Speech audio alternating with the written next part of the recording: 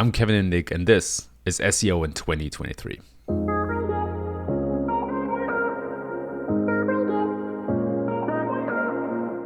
Kevin, what's your number one SEO tip for 2023? My number one tip is to index facets as an e-commerce site or as a large aggregator site. And so let me expand a little bit on what I mean by that. So faceted indexing has been a bit of a controversial topic in SEO, especially in e-commerce for the last couple of years. But what I've seen is that if large e-commerce sites can index targeted facets, meaning something like blue t-shirts, under the right circumstances, they can significantly increase their organic traffic and the revenue from organic traffic as well.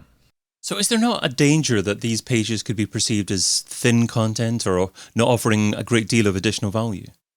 That's exactly the crunch point, right? When we talk about facets, there's a high overlap between the facet and the root or the canonical URL. However, there are instances where long tail versions of a short head keyword have a lot of search volume, and there's not a lot of competition for these long tail versions. And so there is an opportunity to go after them with facets of a category, for example, or a subcategory. And the art is in really making the content on the facets relevant. There are two ways to do that. One is by the product selection. So you want to make sure that the narrower the category is filtered to create that facet, you want to make sure that it really the product selection really reflects the filters that are relevant for the facet. Number two is the content on the facets. And so what I noticed is that some of the best e-commerce companies that use that strategy, they add a little bit of unique content, mostly in the form of text, to that faceted category page to make sure that Google understands that this page is relevant for a slightly different keyword or a variation of the keyword than the canonical category. So how do you identify then the faceted search page that you actually want to index? Yeah, that's really the question here. And the way you do that is, number one is you want to track all the keywords that are important to you. Number two is you want to group them by category. And then number three, you want to look at long tail and short head keywords in that specific category. And the signal for you to decide whether you want to create a faceted category and let Google index that faceted category is to see who is ranking for what. So if you see the same competitors ranking for short head keywords in the same category and for long tail keywords with the same page, that is a signal to not create a faceted category version. However, if you notice that the same sites that rank for the short head keywords of a category are not ranking for the long tail version of that keyword, that would be the signal to create a facet and let Google index it. And so the kind of meta point or the key to being successful in that is to have the technical ability to create facets and decide when Google indexes them or not. And this in many cases is a rather manual effort, but there are ways to automate that. And companies that are able to automate that have a huge competitive advantage compared to the others. Yeah, okay. I was just about to ask you if it could be automated, but then you said it's a rather manual effort. Is it not something that can be completely automated, or are you always going to be able to do it to a higher standard on a manual basis? It's a great question. It is possible to automate it with the right set of tools, and you'll probably have to build a custom logic. But if you can monitor short and long tail keywords or short head and long tail keywords for your most important categories and who ranks for them on a regular basis, and I think at minimum you want to probably monitor this on a weekly cadence, if not maybe even daily. If you can get that type of infrastructure going, and tie that to the creation and indexation of facets, that's a powerful way to automate this. But it will probably take some sort of a data lake and some sort of an intelligence that brings all of these strings of data together and then is attached to the CMS to say, okay, now we want to create a facet or let Google index the facet, and now we don't. But there are companies that do this very successfully. Okay, and you also talked about styling them as categories. So what are the key style elements that are commonly associated with category pages that you want to ensure that you use with these faceted pages? Great question. Number one is a selection of products obviously related to the category or subcategory and related to the filter. So if your facet is for blue t-shirts, you want to make sure all t-shirts are really blue and there isn't a white one. That is an important criterion. And then more filter and search functionality for the users.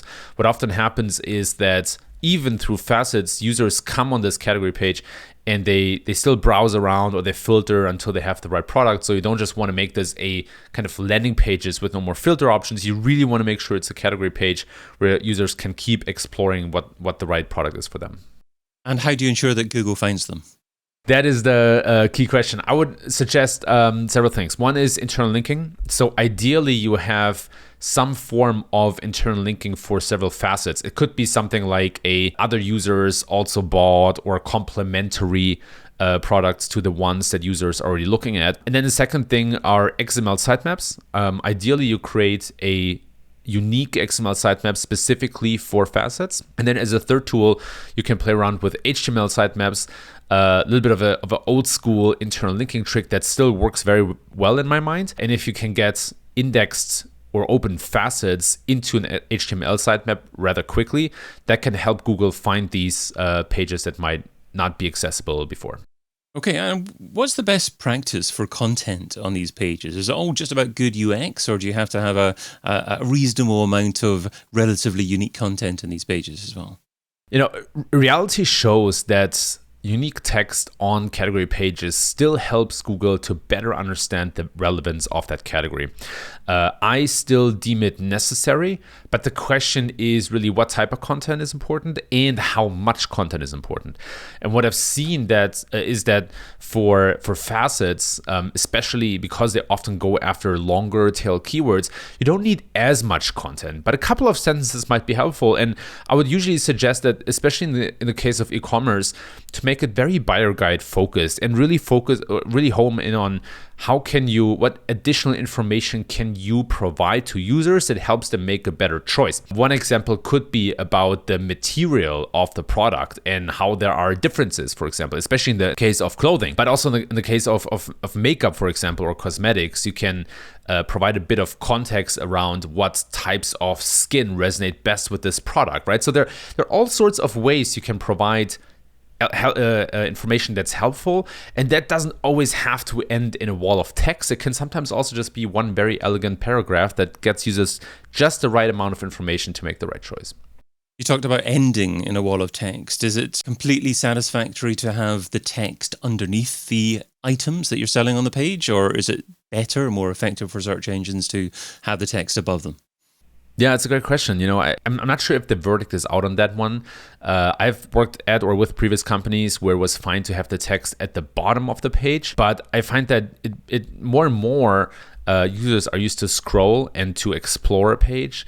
And in my mind, if the text is really helpful and provides that extra amount of information, it should maybe live at the top of the page, or it should live on the side of the page. The challenge is that I haven't yet seen enough A/B tests of different placements of text for me to say this is the perfect way to do it, or that always works.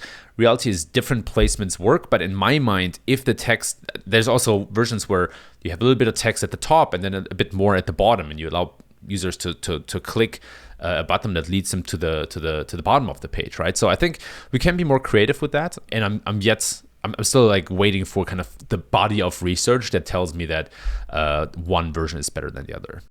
So I'm sure that many e-commerce sites not currently taking advantage of this, some of them may have millions of pages and thinking, wow, I could actually create a much bigger SEO footprint by doing this and doing this strategically. But perhaps they're tempted by automating everything, including the creation of content using AI. What are your thoughts on the creation of content using AI? You have to have really good inputs. It is certainly possible, but the quality has to be high. I don't think that just because it's AI that the content has to be of lower quality, but reality is that a lot of companies or people who use AI to generate content need to spend the necessary time to vet and edit it to make sure that it really has a high standard and really is usable, easy to read, and of high quality. But if that's given, then I don't see a problem with automating content generation, especially when you have kind of several inputs for every category and then want to create a lot of context or content, better said, for lots of different categories. Totally possible, but again, inputs have to be right and the output has to be of high quality, which typically is the result of good input. So it all depends on where you start and what kind of information you have available to create that content. Now, I guess the counter argument to doing this as a strategy would be that Google are getting cleverer at determining which section of a web page is most relevant to a particular query and perhaps driving that user to that section. So surely, as Google gets better and better at doing that, then the need to create these very small niche faceted search pages will actually become less so over time because we can just create these big pages with different sections on them. We can, absolutely. And there are trade-offs also in terms of performance, which in e-commerce has a much, much higher importance than in, say, SaaS or in other types of SEO. But there are trade-offs in terms of internal linking, in terms of performance, core web vitals, all these kind of things, and also user experience. So it's actually very interesting how some of the biggest players in the world do that. When you look at Amazon, for example, they do index a lot of search pages that sometimes seem to be overlapping in user intent or in product, but Google is able to understand that there are fine differences that provide a much better experience for users. So I would say that there could be a world in which very large categories rank for all sorts of long tail queries as well. And yet at the same time, it seems to be that this is getting harder and harder because there are a lot of players that successfully create very targeted, narrow filtered pages to hit exactly what the users are looking for. So a bit of a trade-off, but I think the best in the game just test one against the other and then make a data-driven decision. Okay, and finally on this, I think one additional challenge may be the fact that because there are so many, perhaps million pages being created on a semi-automated basis, it's a challenge to create friendly URLs for search engines and for users as well, because there are so many subsections, the different choices that pages could be built out of. How important are short and descriptive URLs nowadays for these pages? In the context of the content, the user experience, things like core web vitals, price, delivery, I think URLs are less important than, say, 5 or 10 years ago. But of course, you still want to aim for creating a taxonomy that makes sense, that is short and to the point. I think working with subdirectories and scaling with subdirectories is kind of the way to go here. Also because they translate into breadcrumbs, which can be shown in rich snippets and just give users a little bit more of a feeling of whether they are at the right address or not. But I think it really depends on how large the site is and what the scale mechanisms are and how many facets you want to index, right? So to me, it's all about kind of a very iterative approach, not kind of, indexing hundreds of thousands of pages overnight, but small experiments, small steps, seeing how that goes. If it goes well, go a bit more. And I feel the same way about the site structure or friendly URLs. I would not build this huge construct of 1 million pages and then, go to war with that. But I would start with categories, build more subcategories, then build out facets. And so it's kind of like a slowly iterative approach that hopefully allows it to kind of like rein in these type of problems of too long URLs or so. So I'm a big fan of this kind of step-by-step approach. Great advice. Well, you've shared what SEOs should be doing in 2023, so now let's talk about what SEOs shouldn't be doing. So what's something that's seductive in terms of time, but ultimately counterproductive? What's something that SEOs shouldn't be doing in 2023? SEOs shouldn't be going after too competitive keywords that they have no chance ranking for. And the reason I'm saying that is it's very juicy to see some of these short head keywords or even sometimes mid-tail keywords that have a lot of search volume, a lot of potential traffic, but are highly competitive. And the problem that I see with that is that going after these type of terms and not ranking well for them can mean that you lose a lot of trust and credibility, especially in-house, but also as a consultant or within an agency, because you create all these expectations and high hopes with your customers or stakeholders, but then don't deliver on the promise. And you typically need a lot of firepower to compete for these, juicy short-head keywords. So in my mind, what SEOs shouldn't do is to just, kind of jump the gun and go after these super competitive keywords. And what they should do instead is develop a very, very good understanding of what keywords they are eligible for and where they can rank, maximize that potential, and then almost like a pyramid, build on top of that and iterate towards these competitive keywords instead of going after them right away. It's kind of a rookie mistake in my mind that I've made in the past and that I want to save others from making. But again, it costs a lot of credibility and trustworthiness internally, externally as well, and can go as far as, not getting funding in the future or maybe even losing a client. So that would be my number one tip of what not to do.